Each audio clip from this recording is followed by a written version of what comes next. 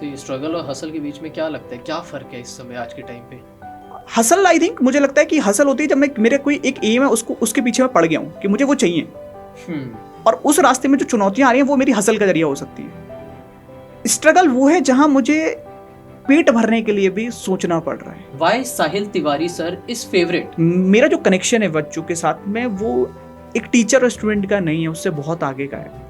वो भाई बहन वाला हो सकता है, भाई भाई वाला हो सकता है, वो रिलेशन है। तो ये last minute preparation, last minute hack, last minute advice, ऐसी कुछ होती है चीज वाकई में, या ये बस थंबनेल पे क्लिकबेट लगाने के लिए यूज होता है, ऐसा कुछ होता है? लास्ट मिनट टिप्स क्या होनी चाहिए, एक्चुअल में क्यों बनी? लास्ट मिनट टिप्स ये होती है कि सेंटर पे आराम से पहुंच, डॉक्यूमेंट रखे कि नहीं रखे अपने सारे, आधार कार्ड रखा है, एडमिट कार्ड रखा है, प्रिंट आउट निकलवा लिया था, ये लास्ट मिनट टिप्स है।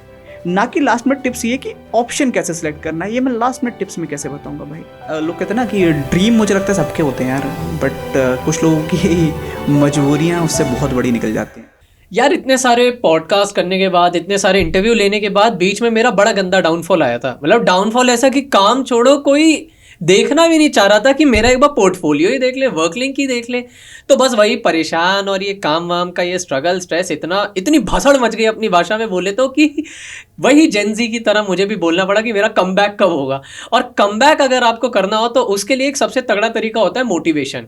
अब मोटिवेशन आपको मोटिवेशनल स्पीकर से मिलती है, और आजकल तो टीचर्स जो हैं वो भी मोटिवेशनल स्पीकर से कम नहीं है भाई साहब। तो ऐसी रैंडम रील्स देख रहा, रील्स का एल्गोरिदम आपको पता ही है, ब्रेन हैकर की तरह एक तरीके की रील देखनी शुरू करो, एंगेज करो, पता चला वैसी ही रील अब आपके इंस्टाग्राम पे आती रहेगी। तो ऐसी ही मैं सडनली रील देख रहा, तो मेरे को एक बच्चे की, मैंने इंस्टाग्राम की स्टोरी पे देखा, वो उसने रील शेयर करी थी, और बड़ा कमाल का मुझे वो रील लगी। मतलब उन्होंने जिस तरीके से बताया था, मैं उसके बारे में भी अभी बात करूंगा कि रास्ते में अगर रोशनी ना हो, बहुत अच्छे से उन्होंने बताया था कि जब रोशनी सामने जहां तक ले जा रही है जाते रहो, रास्ते की क्या परवाह करना, ऐसे करके बड़ी सुंदर रील थी। और जब गया तो मुझे पता चला भाई साहब कमबैक करना है तो ऐसे टीचर से एक बार बात जरूर करनी होगी और उसका पर्सपेक्टिव भी जानना होगा। साहिल तिवारी सर रीजनिंग के हमारे फैकल्टी हैं, अड्डा 24/7 एसएससी का करते हैं। बहुत बहुत स्वागत है आपका। Thank you so much. और आप ही के रील की मैं बात कर रहा था, वो एक बार वो मतलब एक बड़ा यूनिक सा पर्सपेक्टिव था सर। एक बार वो रील के बारे में बताएंगे? वो आपने बताया था ना, अंधेरा है रोशनी की चाह, क्या था? बिल्कुल बिल्कुल, मैं बताता हूँ सर। हुआ क्या था कि एग्जाम के टाइम पे मैं क्लास ले रहा था, और क्लास के बीच में कुछ ऐसी बात चल रही थी कि अगर एग्जाम निकलेगा कि नहीं निकलेगा। मैं एक बच्चों को बहुत कॉमन डाउट आता है कि मैं इस समय प्रिपरेशन स्टार्ट करके कि एग्जाम निकाल पाऊंगा, मतलब मैं अभी तैयारी शुरू करूँ मेरा पेपर निकल जाएगा, ये सबसे बड़ा डाउट होता है।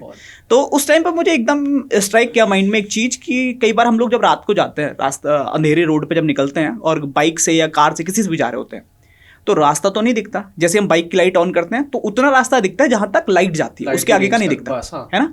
तो मैंने सोचा अगर वो ड्राइवर या मैं चला रहा हूं तो मैं खुद ये सोच लूं कि इसके आगे रास्ता होगा कि नहीं होगा, इसके आगे गड्ढे होंगे, हो सकता है खाई हो, क्या हो, तो फिर मैं घर से ही नहीं चल पाऊंगा ना। मतलब मैं क्या करता हूँ, मैं चलना स्टार्ट करता हूँ, जैसे जैसे मैं चलना स्टार्ट करता हूँ, जैसे जैसे मैं चलता रहता हूँ, वैसे वैसे मेरा रास्ता जो है, अगर मैं बात करूँ तो लाइट जो है वो आगे बढ़ती जाती है और रास्ता आगे का दिखता रहता है, फाइनली मैं मंजिल तक पहुंच जाता हूँ।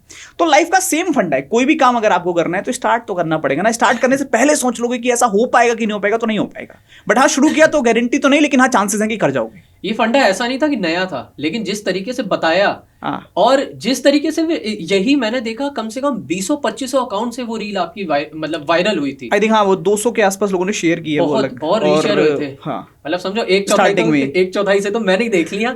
साहिल सर हैं रीजनिंग के, और आज मैं इनसे तो मैंने भी बड़ा कॉन्टैक्ट लगा, बड़ा जुगाड़ निकाला कि चलो यार एक लोकेशन मिले, टाइम मिले, साहिल सर से बात करी जाए, जानने की कोशिश करी जाए कि रील में जिस तरीके से इन्होंने अपना पर्सपेक्टिव दिखाया और रियल में जैसा पर्सपेक्टिव दिखाते हैं वो जानने की कोशिश करूंगा। और ये साहिल तिवारी सर से साहिल तिवारी सर से बात नहीं करूंगा, मैं साहिल तिवारी से बात करने वाला हूँ। तो सर बहुत बहुत स्वागत है आपका।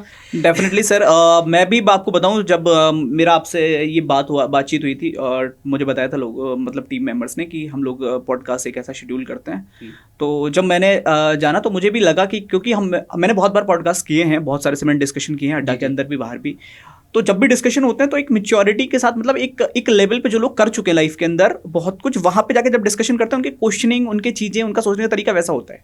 तो मुझे भी एक ऐसा यंग इंसान चाहिए था जिसके साथ मैं डिस्कशन कर सकूं, जो आज की करंट सिचुएशन को जानता हूँ।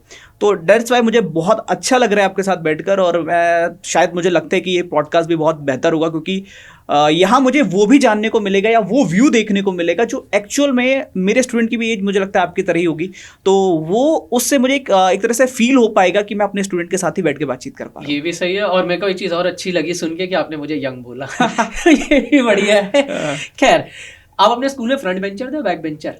सर मैं जल्दी जाता था स्कूल, और मैं कोशिश करता था कि मैं बहुत जल्दी स्कूल पहुंच पाऊँ ताकि मुझे लास्ट सीट खाली मिल जाए और मैं लास्ट सीट पे बैठ जाऊँ। Back bencher.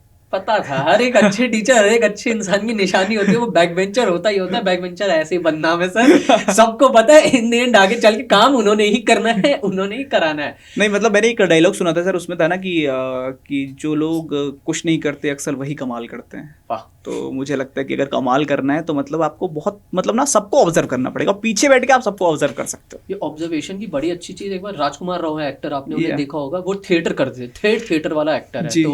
तो वो भी कहते थे कि जब मैं एक थिएटर से दूसरे थिएटर जब जाता था प्रैक्टिस करने के लिए, मैं मेट्रो में बस लोगों को ऑब्जर्व करता था। और शायद वही एक ऑब्जर्वेशन है जिसकी वजह से मेरे को मेथड एक्टिंग करना और कैरेक्टर को ग्रैप्स करना पसंद है। थोड़ा एजुकेशन और एक्टिंग का हो गया, पर ये ऑब्जर्वेशन वाली चीज बता रहा हूँ कि ऑब्जर्वेशन कितनी सिग्निफिकेंट है सर। नहीं सर, ये लाइफ के लिए भी बहुत बेटर। मैं जब भी रीजनिंग पढ़ाता हूँ तो मैं ये बोलता भी हूँ कि रीजनिंग एग्जाम ओरिएंटेड सिर्फ सब्जेक्ट नहीं कि एग्जाम के बाद रीजनिंग का रोल जाता है। क्योंकि जब आप जॉब में पहुंचोगे, आपको कोई भी एक पोजीशन मिल जाती है, वहाँ आपको डिसीजंस लेने हैं। और जब आपको डिसीजन लेना है तो आप हर किसी के साथ शेयर नहीं कर सकते। अपनी वाइफ से नहीं पूछ पाओगे, अपने पिताजी से नहीं पूछ पाओगे, वो डिसीजन आपको एट रैंडम लेना है। तो आपकी ऑब्जर्वेशन स्किल बहुत शार्प होनी चाहिए, तब आपका वो डिसीजन सही हो पाएगा, वरना नहीं। पहले लगता था ऑब्जर्वेशन मतलब बारीकी से देखना, पर जैसे जैसे बड़े हो रहे, वो इंटेलेक्चुअल वाला वो तीसरी आंख जब खुल रही है तो पता चल रहा है डिसीजन मेकिंग या ऑब्जर्वेशन कितनी सिग्निफिकेंट रोल प्ले करती है। वो बहुत ज़्यादा वो है। डेफिनेटली। अच्छा, आपकी हमने रील देखी, शॉर्ट देखी, पूरी प्लेलिस्ट आपकी एक वायरल हुई थी, हमने वो पूरी देखी। तो मेरा सब देखने के बाद अब आपसे एक सवाल है सर, वो सब देख के आप लोगों के फेवरेट टीचर क्यों हैं? Why Sahil Tiwari sir is favourite? मैं एक चीज जानता हूँ, मतलब मैं सच बताऊँ तो जब मैं हमेशा बोलता भी हूँ इस चीज को। एक होता है ना कि आप मजबूरी में टीचर बने हो, तो मैं मजबूरी में टीचर बिल्कुल नहीं बना कि मैं बहुत एग्जाम्स में रह गया था या एग्जाम मैंने निकाल लिए थे फिर मेरे को ऐसा लगा वैसा लगा। नहीं, मैं बाई चॉइस टीचर बना, पहली चीज। अच्छा। मतलब मेरी चॉइस ही ये थी कि मुझे ये करना है, तो ये मेरा पैशन है, तो दैट्स वाई मैं बना। और मुझे पढ़ाने में उस तरह से मज़ा आता है, मैं हमेशा पढ़ाने को रिलेट उस तरह से कर पाता हूँ कि जैसे जब मैं किसी को देखता था, मान लीजिए जब मैं अपनी क्लास में बैठता था, तो मुझे जिस टाइप से पढ़ना पसंद था, मतलब मुझे पसंद था कि सिर्फ आकर टीचर बोलना स्टार्ट ना कर दे, वो मेरी भी सुने कि एक्चुअल में मुझे प्रॉब्लम क्या है और उसका सॉल्यूशन वो दे। तो वही मैं अपनी क्लास में कोशिश करता हूँ हमेशा कि मैं 2 वे कम्युनिकेशन रख पाऊँ। और एक बहुत अच्छे टीचर हैं, आप जानते होंगे, विकास दिव्यकीर्ति सर जी। उनकी भी मैंने बातों को सुना है, तो मैंने वहाँ से भी काफ़ी कुछ सीखने को मुझे मिलता था। तो उन्होंने कई बार टीचर्स पे बात की कि एक्चुअल में टीचर को अगर अच्छा बनना है तो कैसे बनना है। तो मैंने वहाँ से भी बहुत कुछ सीखा है, ठहराव, शांत रहना, और सबसे ज़रूरी मुझे लगता है सुनना। जब आप सुनते हो तो आप जब बोलना स्टार्ट करते हो तो आप बेहतर चीज़ें सामने वाले तक डिलीवर कर पाते हो। और जहाँ तक रही स्टूडेंट की उनके फेवरेट टीचर बनने की कहानी, तो मुझे लगता है कि मेरा जो कनेक्शन है बच्चों के साथ में, वो एक टीचर और स्टूडेंट का नहीं है, उससे बहुत आगे का है। वो भाई बहन वाला हो सकता है, भाई भाई वाला हो सकता है, वो रिलेशन है। मतलब मैं कहीं ना कहीं फील कर पाता हूँ। मैं जब भी क्लास लेने जाता हूँ तो मैं सोचता हूँ कि क्लास में एक बच्चा है और वो मेरा खुद का छोटा भाई है। अब मुझे उसको पढ़ाना है तो मैं कैसे पढ़ाता, या मेरी बहन है तो उसका लास्ट अटेम्प्ट है तो मैं उसको इस बार क्या बोलता कि कैसे एग्जाम निकलेगा। मैं ये कोशिश करता हूँ, और जब ये कोशिश करता हूँ तो शायद वो रिलेशन ज़्यादा गहरा बन जाता है। वरना लोग तो ये कहते थे पहले मुझसे कि रीजनिंग पढ़ा के तो बच्चे कभी पसंद नहीं कर सकते क्योंकि रीजनिंग कोई सब्जेक्ट नहीं है। तो मैंने बहुत सुना था स्टार्टिंग में, लोगों ने मुझसे कहा सब्जेक्ट चेंज कर लो एंड ऑल, बट नहीं, बच्चों ने बहुत प्यार किया और आज रीजनिंग सब्जेक्ट भी है और लोग जानते भी हैं। स्टूडेंट्स का दर्द कैसे समझते हो आप? मैंने आपको बोला ना, रिलेट करके। अगर आप उनकी जगह पे खुद को रखोगे तो आपको ऑटोमेटिकली चीज़ें समझ में आने लग जाएंगी। एक बच्चा जब मुझसे कहता है कि सर मैं 2022 से तैयारी कर रहा हूँ, तो मैं खुद को सोच के रखता हूँ कि यार मैं अगर 22 से तैयारी कर रहा होता, 25 में बैठा होता, 3 साल हो चुके होते, ग्रेजुएशन मैंने कर रखी होती, फैमिली बैकग्राउंड क्या होता है, मेरे रिलेटिव क्या बोल रहे होते, मेरे पड़ोसी क्या बोल रहे होते, मेरे ताऊ पापा को क्या बोल के चले जाते, मेरे चाचा मेरे पापा को क्या बोल के चले जाते। जब मैं वो चीज़ों को समझता हूँ तो वो रिलेशन ऑटोमेटिकली बन जाता है, वो दर्द अपने आप समझ में आ जाता है। मतलब एक अंडरस्टैंडिंग आ जाती है। हाँ वक्त के मतलब साथ साथ ऐसे। मेन चीज वही है ना कि आप रिलेट करना चाहो तो आप किसी से भी कर लोगे ना। कहते हैं ना कि मतलब जब वो दिल के तार जुड़ जाते हैं तो आपको बिना बोले भी चीजें समझ में आ जाती हैं। हम्म। और उसके लिए आपको इन्वॉल्वमेंट उस लेवल का चाहिए। जैसे आप कई बार अपने पापा का चेहरा देखकर समझ जाते होगे कि आज पापा गुस्सा है, आप बिना पूछे, हाँ। है ना। खुश है तो आप चेहरा देखकर समझ, आप जाके पूछोगे नहीं कि पापा गुस्सा तो नहीं हो, आपको चेहरा देख के समझ में आ रहा समझ है में आ क्यों आ रहा रहा है, कनेक्शन है ना, या ऑब्जर्वेशन है। तो वहां पर अगर आप अपने स्टूडेंट के साथ उतना कनेक्ट कर चुके हो तो डेफिनेटली आप समझ जाओगे। ऐसा नहीं हो सकता मैं भी ये कह दूं कि पहली बार कोई स्टूडेंट आएगा मैं उसका दर्द एकदम समझ जाऊंगा, नहीं हो पाएगा। शायद वो मुझसे कुछ और कह रहा हूं, मैं कुछ और समझ जाऊं और मेरा रिएक्शन कुछ और हो जाए। बट अगर मैं उसको 2-3 दिन या कुछ दिनों से जानता हूं, वो डेली मेरे पास आता है, पढ़ता है, तो मुझे पता है उसके हाव भाव क्या है, वो रोज आके पहली लाइन क्या लिखता है क्लास में, उसका आंसर देने का तरीका क्या होता है। जिस दिन वो तरीका नहीं होता मुझे समझ में आता है आज कुछ गड़बड़ है, कुछ कमी रह गई है कुछ क्या? कमी रहेगी। ये पापा वाली जो आपने लाइन छेड़ी, अरे पापा को समझे कैसे यार, समझ नहीं आता पापा से बात शेयर कैसे करें, क्योंकि हमारा क्या है, पैदाइश परवरिश हुई मम्मी के साथ ही, पापा का क्या सुबह Yes. जाते रात, ये पापा ना, पापा हमें पता है कि हमारे लिए कुछ भी कर देंगे, पर ये पापा से वो बात शेयर करने वाली वो इमोशनल अटैचमेंट कभी बन नहीं पाती है। क्या गैप रह जाता है, कुछ कभी सोचा है आपने बारे? क्योंकि पापा की लाइन छेड़ी इसलिए सडन ही आंसर है, देखो स्क्रिप्ट विप्ट कुछ नहीं है, बस नहीं जैसे होनी भी आपने नहीं चाहिए बोला, भाई, मैं भी सोच रहा भाई वो पापा हूँ। के साथ वो कनेक्शन कैसे बन जाता है, मेरे को नहीं मैं बनता मैं कभी। आपको सच बताऊं, मुझे भी ये लगता है कि फादर और सन की अगर हम बात करें, मुझे लगता है कि बेटियां जो होती हैं वो कहीं ना कहीं ज़्यादा क्लोज होती हैं और वो बोल भी देती हैं, वो स्टेटस लड़के हाँ, कभी नहीं लगाते पापा का नहीं, स्टेटस। नहीं। एक बार मम्मी के साथ में फोटो भी लगा देंगे, पापा के साथ फोटो लगाते हुए भी डर लगता है ना, थोड़ा सा ये होता है। पता बट वो नहीं। मुझे लगता है कि वो ना वो एक तरह से कह सकते हो वो गैप जो होता है वो एक्चुअल गैप नहीं है, वो एक रेस्पेक्ट होती है। और वो रेस्पेक्ट कहीं ना कहीं मतलब आज के टाइम पे तो शायद अब कम, जैसे अब जो जनरेशन आएगी कहीं ना कहीं वो उस तरह से इन्वॉल्व हो पा रही है अपने फैमिली में। लेकिन हम लोग जिन बैकग्राउंड से आते हैं, जिन गांव से आते हैं, जिन जगहों से आते हैं, मैं खुद एक गांव से आता हूँ, तो वहाँ ना कल्चर ही ऐसा नहीं था कि एक तरह से कि वो होता है ना कि पापा के साथ एकदम पूरी तरह से इन्वॉल्व रहने वाला, वो कल्चर नहीं था वहाँ पे। पहले एक चीज, पापा तो आप बात कर रहे हो, मैं तो कह रहा हूँ गांव के जो बच्चे इसको देख रहे होंगे वो समझ पाएंगे कि गांव में ना बच्चा जब बाहर खेलने जाता है तो कई बार डर पापा से ज्यादा पड़ोसी से लग जाता है कि अगर वो भी देख के डांट देगा ना तो भी बच्चा डर के मारे घर आ जाता था पहले। अच्छा। वो डर जो था वो रेस्पेक्ट थी कि वो मेरे ताऊ हैं, वो मेरे चाचा हैं, उन्होंने कह दिया तो मुझे सुनना है, मैं मुंह लटका के नीचे आ जाऊँ, घर वापस आ जाऊंगा। तो वो एक सम्मान बन जाता है, उससे एक दायरा खिंच जाता है, वो बस वही दायरा है, बाकी और कुछ नहीं है। क्योंकि मुझे लगता है जब बहुत ज़्यादा आप परेशानी में होते हो ना तो शायद सबसे पहले जो एक लेवल पे चीज़ें याद आती हैं वो एक पापा ही होते हैं जो आपको फ़ोन करके उस टाइम पे बोलते हैं कि टेंशन मत ले, मैं हूँ। और ये लाइन आपको इतना मोटिवेशन दे जाती है कि मुझे लगता है लाइफ में और कुछ मोटिवेशन है ही नहीं। मतलब किसी भी जगह पे आप खड़े हो और जब पापा का फ़ोन आया और वो आपसे इतनी लाइन बोल देते ना कि क्यों परेशान हो रहा है, मैं हूँ ना, काफ़ी है ये लाइन। सही है मतलब। और ये जो मैं जैसे कह रहा हूँ, ये ऑफ टॉपिक कभी कभी जाऊंगा, पर क्योंकि चीज़ें ही ऐसी है। जब 2015-16 में जियो आया, जब डिजिटलाइज हुआ, जब नेट आया, हाँ। तब एक आप लोगों को भी जरिया मिला कि आप एक ब्लैक बोर्ड से देश के कोने कोने में बच्चों से जुड़ रहे हैं। बिल्कुल। आपको पता चल रहा है क्या उनकी पेन पॉइंट्स हैं, क्या वो फेस कर रहे हैं, हम उन्हें क्या दे सकते हैं। अब आप भले किसी ऐसे बच्चों से सबसे नहीं मिले होंगे, लेकिन जो फादर वाली बात है मेरे से रिलेट कर गई है ना, तो आपको भी लगता है कि ये कनेक्टिविटी जो बड़ी है, किस तरीके से अब आगे आप फ्यूचर है कि वो बच्चों से कैसे कनेक्ट और हो सकते हैं इस डिजिटल और दुनिया के थ्रू, इस इंटरनेट वाली दुनिया के थ्रू, लगता है कभी? देखिए मैं आपको 2 चीज़ें बताना चाहूँगा सर इस पर कि पहली चीज़ तो ये कि डिजिटल ना रिवोल्यूशन बहुत बड़ा रिवोल्यूशन है। पहले के टाइम पर, आज के टाइम पे लोग कहते हैं कंपटीशन बहुत बढ़ गया है ना एग्ज़ाम में, बट मैं हमेशा कहता हूँ कंपटीशन नहीं बढ़ा, फॉर्म फिलिंग ज़्यादा बढ़ गई। अब आप इसको कंपटीशन से रिलेट कर सकते हो, मैं बताऊंगा, इसको क्लैरिफाई करूंगा। क्योंकि मुझे ऐसा लगता है पहले ना हर एक वैकेंसी के बारे में गांव तक बच्चे को पता ही नहीं चलता था, क्योंकि कोई माध्यम नहीं था। वो अखबार में आ गया, कहीं रोजगार में आ गया, फॉर्म भी भरने के लिए ऑनलाइन इतने जरिए होते नहीं थे, पोस्ट ऑफिस और ऐसे वैसे कर आके वो कर लिया। इतनी कोई हेडक नहीं कर पाता था गांव का बच्चा, तो इसलिए फॉर्म फिलिंग का नंबर पहले कम रहता था, जहां रिसोर्सेज थे वहीं से ज़्यादा होती थी। अब ऑनलाइन एजुकेशन आने से हर किसी के पास मोबाइल है, यूट्यूब पे उसको हर वैकेंसी का पता चल जाता है, और जब वो उस वैकेंसी को लेकर अवेयर हो जाता है, और कई सारे से प्लेटफॉर्म ऐसे हैं, चाहे वो अड्डा 24/7 ही क्यों ना हो, जो फॉर्म फिलिंग भी बच्चे को बताता है कि घर बैठ के अपने फ़ोन में कैसे कर सकते हो, स्टेप बाय स्टेप। तो बच्चे के पास से वो चीज़ें कम हो गई जो उसको बाहर भटकना पड़ता था या वैकेंसी का पता, इससे क्या हुआ, फॉर्म फिलिंग बढ़ गई। लेकिन अभी भी मैं बोलता हूँ सीरियसली पढ़ने वाले बच्चों का रेशियो आज भी वो 20% का ही है। अगर 100 लोग फॉर्म भरेंगे तो 20 बच्चा ऐसा जो सीरियस पढ़ रहा है। 80 आज भी सिर्फ फॉर्म भर रहा है, और फॉर्म भरने के बाद वही कहता है ना, स्टार्ट तो किया लेकिन बीच में कहाँ खो गया नहीं समझ पा रहा है। 20 बच्चा ऐसा जो लड़ाई कर रहा है, उस 20 में से हो सकता है 5 इस बार ही सिलेक्ट हो जाए, बचा हुआ 15 धीरे धीरे आने वाले 2-3 साल में कहीं ना कहीं सिलेक्ट हो जाएंगे। बट वही हो रहा है। अभी अपकमिंग आने वाले मंथ में भी, अगस्त में शायद एसएससी के भी पेपर्स हैं, जी, अभी एनटीपीसी की भी पेपर चल रहे हैं, तो सर कंपटीशन तो बढ़ रहा है। हाँ, जैसे आपने बोला फॉर्म भरने वाले ज्यादा हाँ, हो तो रहे हैं, ऑब्वियसली उसकी वजह से कंपटीशन वही बढ़ेगा। हाँ, कंपटीशन भी बढ़ रहा है। तो ऐसे जैसे टीचर के पर्सपेक्टिव से, अब ऐसे में बच्चा क्या चाहेगा, उसे जितना सोल्यूशन मिल जाए, जितने ऑल्टरनेटिव मिल जाए, वो सब मतलब घोंट के एक सोल्यूशन बना के ले ऐसा है। तो ये last minute preparation, last minute hack, last minute advice, ऐसी कुछ होती है चीज वाकई में, या ये बस थंबनेल पे क्लिकबेट लगाने के लिए यूज होता है, ऐसा कुछ होता है? अच्छा, मैं आपसे एक चीज जानना चाहता हूँ, लास्ट मिनट टिप्स। आप एक चीज बताओ, एक एग्जाम, अगर मैं ग्रुप डी की बात करता हूँ, 1 करोड़ से ऊपर फॉर्म फिलिंग हुई है ना? 1 करोड़ से 1 करोड़ 8 लाख के आसपास फॉर्म फिलिंग है। आई थिंक एग्जैक्ट नंबर मुझे नहीं याद। 30-32-33 हज़ार वैकेंसी, मैं 50 हज़ार ले लेता हूँ मोटा मोटा। क्या लास्ट मिनट टिप्स से एग्जाम निकल जाएगा?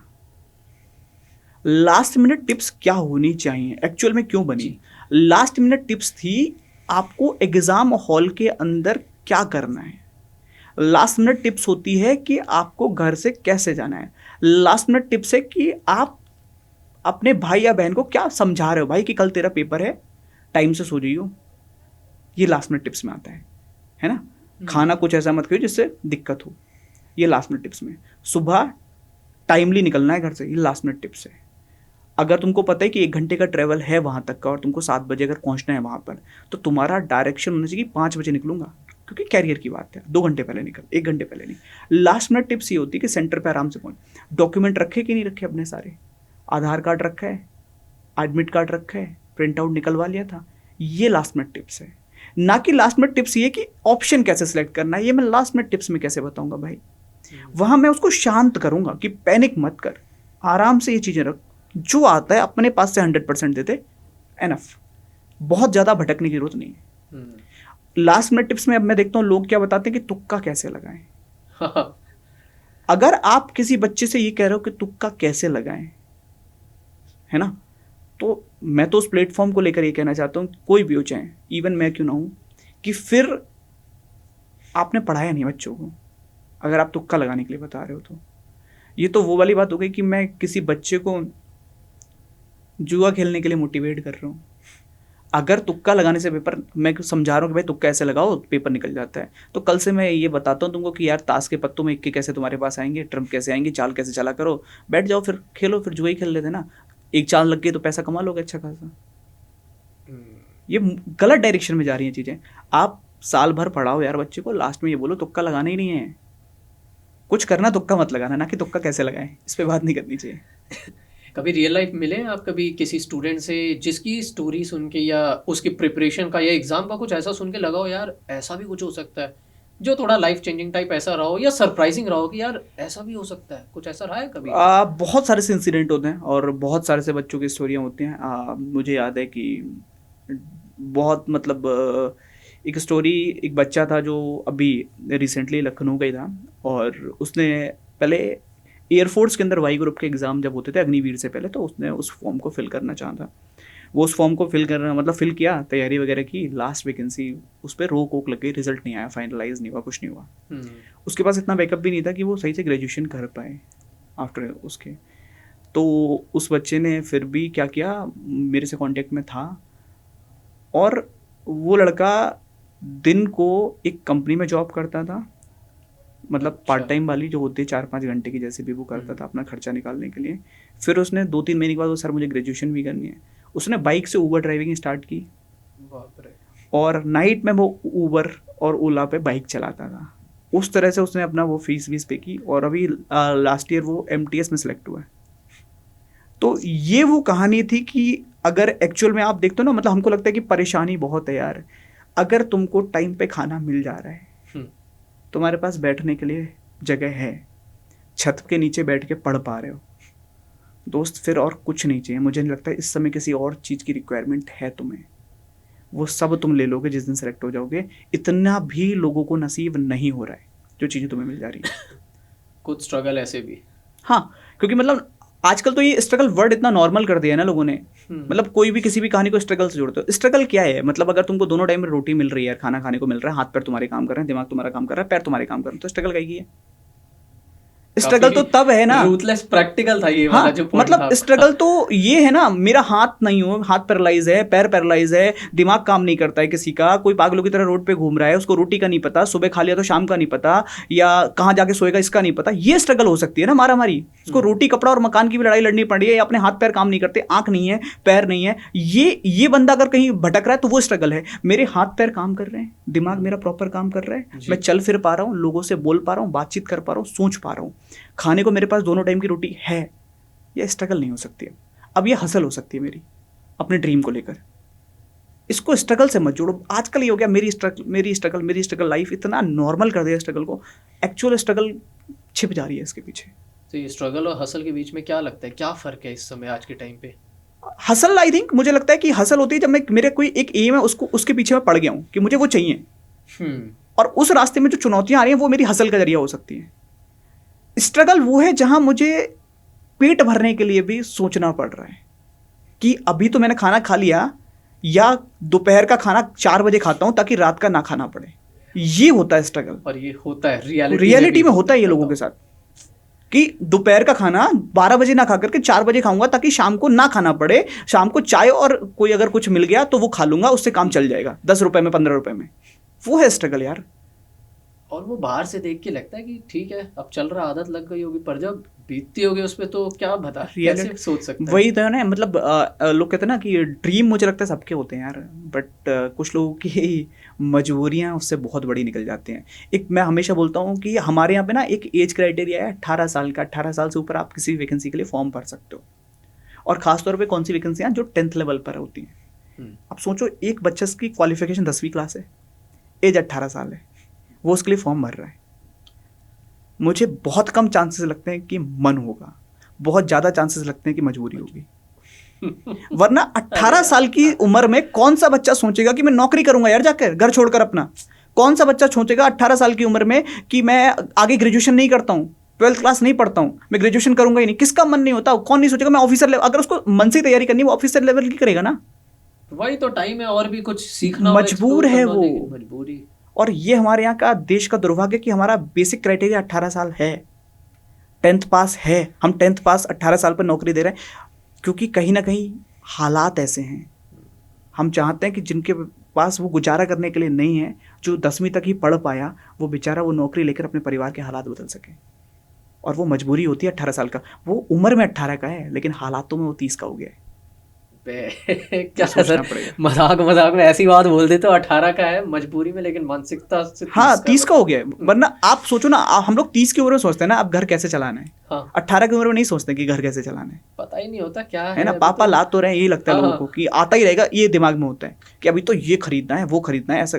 एक बालक सोच रहा है 18 की उम्र में कि सैलरी आ जाए यार मेरी महीने की, तो ये मजबूरी है। वो 30 का है एक्चुअल में, कागजों में 18 दिख रहा है।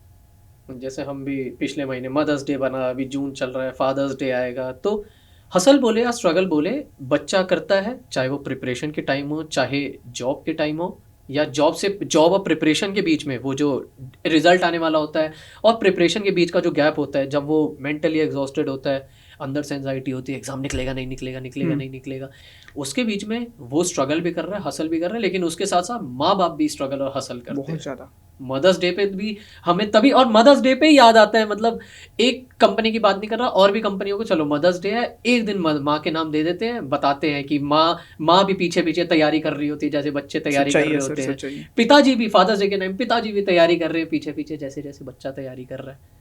तो इन सब का लेकर क्या लगता है, क्या अप्रोच है आपका, क्या व्यू पॉइंट है इसको लेकर पेरेंट्स? मतलब मैं सर ये कह रहा हूँ कि मतलब इसको तो शब्दों के जरिए आप नाप ही नहीं सकते। मतलब ये जो कई बार पिता करता है ना, वो स्ट्रगल होता है।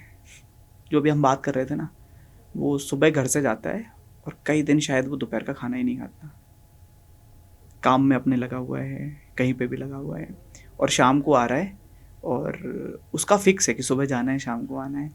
और गांव वगैरह में अगर आप देखोगे तो लोग खेत वगैरह पर जाते हैं, है ना, खेती वगैरह का काम करते हैं। इस धूप में, इस मौसम में लोग घर में बैठ के पंखे के अंदर, अगर एसी ना हो ना तो लोग कहते हैं गर्मी बहुत है। अरे बहुत। और उस धूप में मैंने देखा है गांव वगैरह में क्या होता है, जहाँ पे ट्यूबवेल लगे होते हैं, तो पहले हमारे यहाँ पे क्या था कि लाइट का ना शेड्यूल होता था, शायद कई गाँव में होता होगा, सुबह या शाम का। तो वहाँ पे ना ऐसा होता था कि इतने टाइम दिन में लाइट आएगी, इस टाइम से इस टाइम के बीच में, और इतने टाइम रात में आएगी। तो जब दिन में लाइट आएगी तो कितनी भी गर्मी क्यों ना हो, वो दिन में जाएंगे खेत पे, मजबूरी है। अच्छा। क्योंकि उसी टाइम लाइट आ रही है, पानी लगाना है खेत में, है ना। और सेम ठंडों में कितनी भी ठंड पड़ रही है, जब रात का वो टाइम चल रहा होता था और अगर खेत में पानी लगना है तो वो रात को जाना पड़ेगा, चाहे कितनी भी ठंड क्यों ना हो। तो वो जो एक जर्नी है, उसके बावजूद अगर बच्चा तैयारी करने की बात करता है, बच्चा तो पिताजी को ना उम्मीदें बहुत होती हैं अपने बच्चों से, लेकिन वो कभी जताते नहीं उससे। वो ये कहते हैं हाँ तो जो चाहिए वो देंगे, तो करता चल। कभी कभी गुस्से में शायद कुछ बोल दें, वो कहानी अलग है। और मैं हमेशा बोलता हूँ कि जब आप इस जगह पर बैठो ना, आज जो लोग भी इस वीडियो को देख रहे हो, मैं उनसे भी यही कहूँगा कि मतलब आज एक चीज़ अपने पिताजी से जरूर बोलना। मैंने अभी बोले भी था थोड़े टाइम पहले कि बहुत कर लिया आपने, अब उठानी मुझको ये जिम्मेदारी है, पापा अब मेरी बारी है। बहुत करा यार उन्होंने, बहुत करा है, मतलब शब्दों में नहीं तोल सकते आप, चीज़ों में नहीं तोल सकते उनको। तो जो उन्होंने कर दिया वो अलग था। अब जिम्मेदारी अगर हमको उठानी है तो ये चीज़ शायद हम उस तरह से बोल ना पाए, लेकिन आप करके दिखाना है कुछ। और सफल अगर होना है किसी के लिए तो सबसे पहली चीज़ वही है, सबसे बड़ा मोटिवेशन वही है। आपके पिता से बड़ा मोटिवेशन है आपके लिए जीवन में किसी और की कहानी देख के मोटिवेशन आ रहा है। अरे अपने घर में उठाकर देखो ना पन्ने, जो पिता ने कर दिया उससे बड़ा मोटिवेशन क्या है। कहानी जरूर तुम नहीं देख पाते, लेकिन उनसे बड़ा मोटिवेशन है नहीं तुम्हारे लिए कोई यार। जब मैं भी बीटेक कर रहा था 4 साल का, मैं सोच रहा था कि बीच में ड्रॉप कर दूं, छोड़ दूं। और जब मैंने बताया कि मेरा ये इंटरेस्ट है, ऐसे ऐसे करना है, तो पापा ने बहुत डांटा, बहुत उसके अगेंस्ट थे। तो ठीक है, हट गए। अब जैसे जैसे बड़े हो रहे हैं, रिग्रेट होता है कभी कभी कि काश ड्रॉप ले लेते, फिर लगता है काश अभी परस्यू कर ले। वो एक स्टैंड अप कॉमेडियन है जाकिर खान, उन्होंने भी बहुत ये बड़ी शानदार चीज़ कही थी कि तुम्हारे माँ बाप, खास तौर पे तुम्हारे बाप, क्योंकि पापा ही होते हैं प्रैक्टिकल। उन्होंने जैसा आपने बताया उन्होंने ही मतलब आपके वो चाहते हैं जो मुझ पे बीती वो तुम पे ना बीते। तो वो वही कहते हैं, वो तुम्हारे पेशे या फिर तुम्हारे जो दिलचस्पी है उसके खिलाफ नहीं है, वो बस तुमको गरीब नहीं देखना चाहते। सही बात है, बिल्कुल दिन ही उन्होंने ऐसे देखे हैं। सच्चाई है, मतलब वही चीज़ है। मतलब जो आज रिसोर्सेज हमारे पास है उनके पास तो थे ही नहीं ना कुछ। आज के रिसोर्सेज के मुकाबले उनके पास तो कुछ भी नहीं था। उसके बावजूद उन्होंने पूरी ज्वाइंट फैमिलियां चलाई हैं यार, कैसे भी कमा करके। और आज के लोग तो अब ज्वाइंट फैमिली में रहते भी नहीं, 2 लोगों का परिवार नहीं पल रहा लोगों से यार। अभी इससे पहले भी अभी हमारी बात चल रही थी, देश का दुर्भाग्य है वो वाली। तो आपको भी जैसे लगता है, क्योंकि देखो आज तो कोई भी आ रहा है, मुंह उठाए कैमरा लगा रहा है, फ़ोन पे शुरू हो जाता है, एजुकेशन सिस्टम ऐसा है, एजुकेशन सिस्टम वैसा।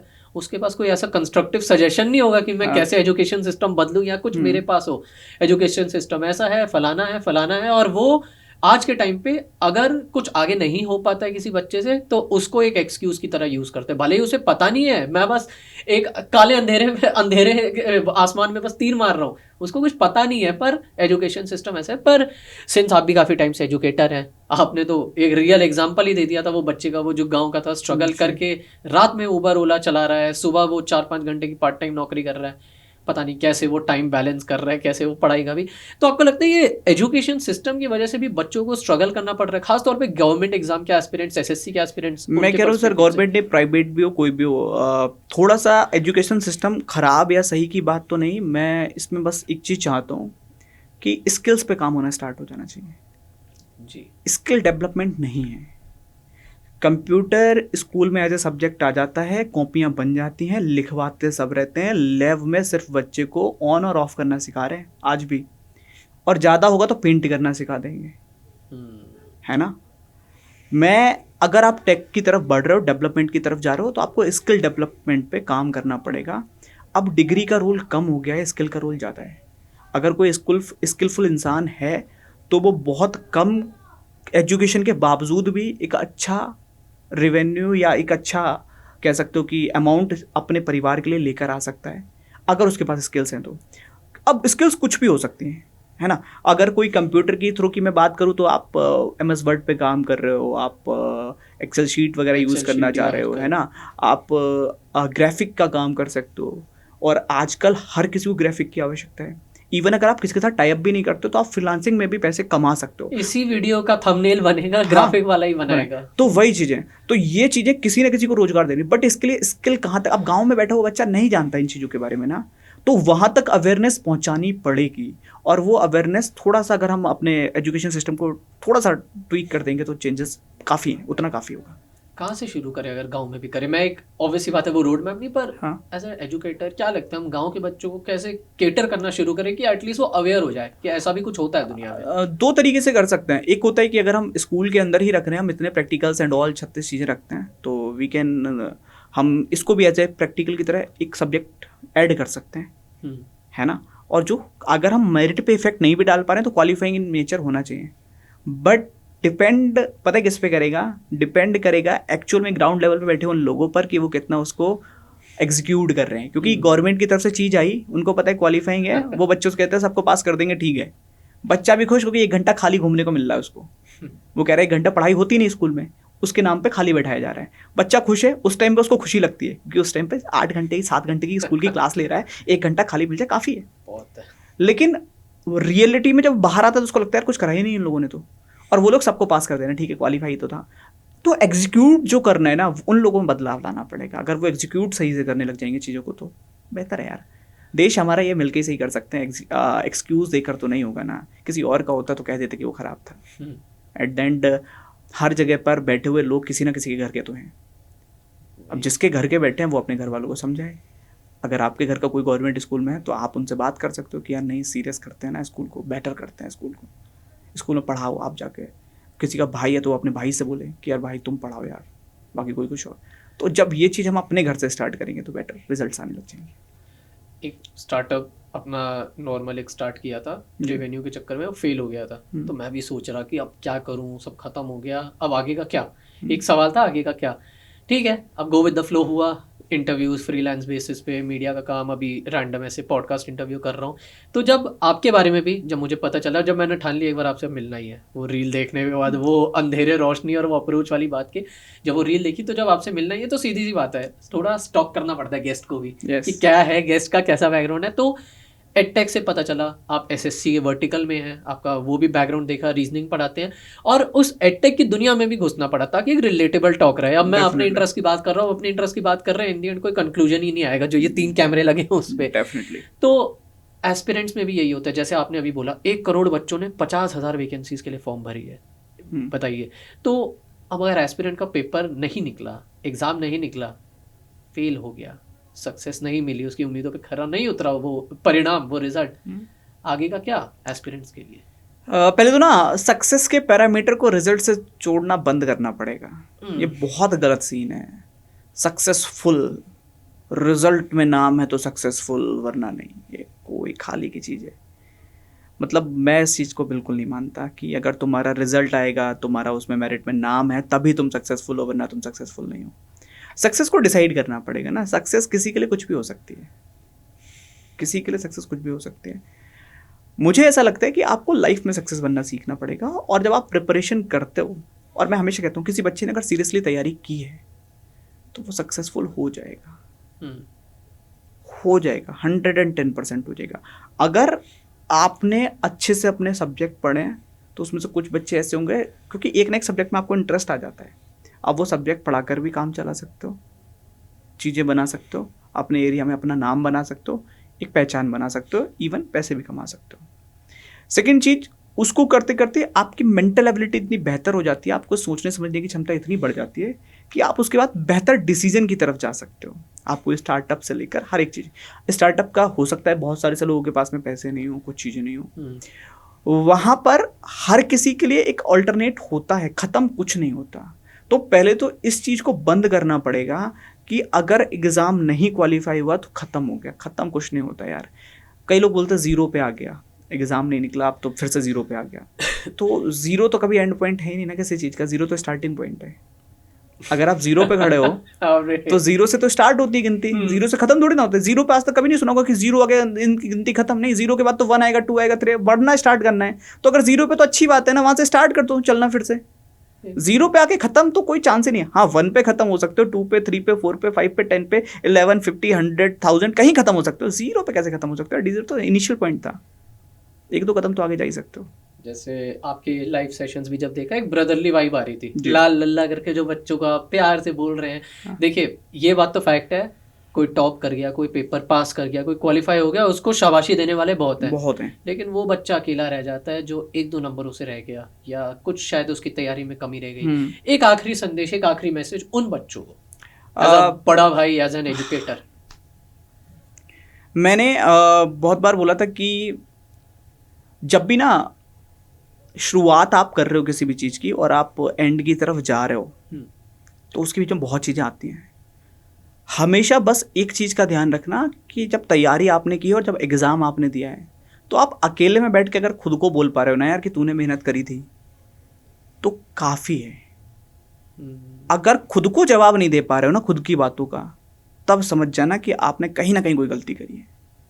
अगर आपके पास अकेले में बैठ के खुद को जवाब देने के लिए जवाब हैं, तो उसके अलावा कुछ भी आपको आवश्यकता नहीं है, किसी भी चीज़ की आवश्यकता नहीं है, और ऑटोमेटिकली आपकी लाइफ बेहतर होती चली जाएगी, चाहे एग्ज़ाम ना निकला हो, अगर आपने दिल से मेहनत करके चीज़ें वहाँ तक लेकर गए। मैंने बहुत एग्जाम्पल्स देखे हैं सर, जिन्होंने बहुत बेहतर किया था और मुझे लगा था कि शायद ये तो निकाल देंगे, नहीं निकले उनके एग्जाम्स, नहीं निकले। बट आज जब मैं उनको देखता हूँ तो मुझे लगता है कि यार सही रहा इसका नहीं निकला, क्योंकि आज ये जिस जगह पे खड़ा है ये तो कभी सोचा ही नहीं था मैंने, उन जगहों तक लोग गए हैं, है ना। मैंने एक लाइन भी मैंने कुछ लिखी थी बहुत पहले, और इसी चीज़ को लेकर मैं एक बार याद करने की कोशिश करता हूँ, अगर याद आते हैं तो मैं डेफिनेटली बताऊँगा कि शुरुआत जब भी हम करते हैं ना, उसी पर कुछ था, मैं अभी याद नहीं कर पा रहा, मतलब मेरे दिमाग में नहीं आ रही है। पर वो चीज़ अच्छी बोली कि अकेले में अगर अपने आप को भूल पा रहे हो, हाँ। सेल्फ टॉक में कि हाँ मैंने पूरा बेस्ट दिया, तो सही है। वरना हाँ डेफिनेटली सही है, मतलब कम बैक करना है तो एक बार टीचर से बात कर लो, ये मोटिवेशनल स्पीकर का नहीं है। सही में जेन्युइनली बता रहा हूँ, क्योंकि ऐसा नहीं है कि अब है आगे का, पर हाँ जो पर्सपेक्टिव, कोई के क्वेश्चंस भी आम थे, मुझे नहीं लगता कि क्वेश्चन नए थे, पर हर बार होता है उनके आंसर का perspective and how you reflect and how you react towards that. बिल्कुल सर। तो मैं जस्ट एक लास्ट लाइन बोलना चाहूँगा, क्योंकि मुझे जस्ट अभी याद आ गई कि जब आपने बोला था ना कि फेल हो जाता है कोई, तो मैंने फेल होने पे लिखी थी, मैं एफकेट के लिए पढ़ा रहा था उस समय, कुछ बच्चों का रिजल्ट वैसा नहीं आया था, तो मैंने उस पर उनसे बोला था कि इस हार से सीखना है तुझे जीत का सलीखा, इस हार से सीखना है तुझे जीत का सलीखा, मेहनत यूं ही चलेगी अब बस बदलेगा तरीका, और जिन्हें जिन्हें शक है तेरे निशाने को लेकर बतला दे उन्हें तू अर्जुन है इस सदी का। तो मतलब सिर्फ और सिर्फ जो कर रहे हो कोशिश वो करते चलो, हो सकता है रास्ता बदलना पड़े मगर मंजिल वही रहनी चाहिए। और जो लोग इंतजार में बैठे हैं तुम्हारी हार के ना, जिस दिन सफल हो गए, सबसे बड़ी चीज़ वही है कि उनको जो ये प्रमाण मिलेगा ना तुम्हारी सफलता का, क्योंकि जब तुम एक बार कुछ करते हो ना लोगों को लगता है लक था इसका, जब दो बार करते हो तो भी लोग शक करते हैं। तो इसलिए तुमको ना बार बार करने की आदत डालनी पड़ेगी जीवन में, किसी भी काम को, याद रखना। तो साहिल तिवारी सर के साथ ये पॉडकास्ट करने का, इसे एज अ कंटेंट आप तक लाने का मकसद यही था कि ये आप लोगों के लिए ना हो, क्योंकि शायद आप अच्छे हो, पर अगर आप लोगों के लिए भी हो, आप कमेंट करो, लाइक करिए, पर वो नहीं मायने रखता, आप उन सबके साथ शेयर करिए जिनको वाकई में इस अप्रोच की ज़रूरत है। प्रैक्टिकल, आज के समय में competition, education system, struggle, hustle, जो भी हम बहानों की तरह इस्तेमाल करते हैं, या वाकई में जो जायज़ परेशानियां हैं, जो जायज़ प्रॉब्लम है, मैं चाहता हूं कि आप CTA की तरह इसको उन सबके साथ शेयर करें और एक बार उन्हें बताएं तैयारी का तरीका, वो कंसिस्टेंसी, और जो लास्ट वाली वो लाइन बोली है कि तुम्हारा लक्ष्य को लेकर जो ये 3-4 कुछ ऐसे फंडे हैं जो आप आज के टाइम में इस कंपटीशन के ज़माने में अपनाएं, मेरे ख्याल से नहीं हार सकते हो। जायज़ है, सोल्यूशन निकलना जायज़ है। शेयर करिए उन सभी एस्पिरेंट्स के साथ जो वाकई में इसकी ज़रूरत है, जिनको मोटिवेशन की ज़रूरत है, आपके फ्रेंड्स हैं, आपके भाई हैं। और एक बार सर को कॉन्ग्रेचुलेशंस भी बोलिएगा, सर की एंगेजमेंट भी हुई है, रोका हुआ है लग गया तो आया। ज़रूर कमेंट सेक्शन में कॉन्ग्रेचुलेशन बोलिएगा, और एक बार फिर से उन सारे दोस्तों के साथ शेयर करिए। बहुत बहुत धन्यवाद, और एडवांस में उन सारे पिताजी को, उन सारे फादर्स को जो अपने बेटे के लिए, अपने बच्चों की परवरिश के लिए अपने सपने, अपने शौक छोड़ रहे हैं। Happy father's day and belated happy mother's day to all those mothers. ये थे साहिल तिवारी सर, मैं हर्षित सिंह तोमर, बहुत बहुत धन्यवाद। Thank you so much.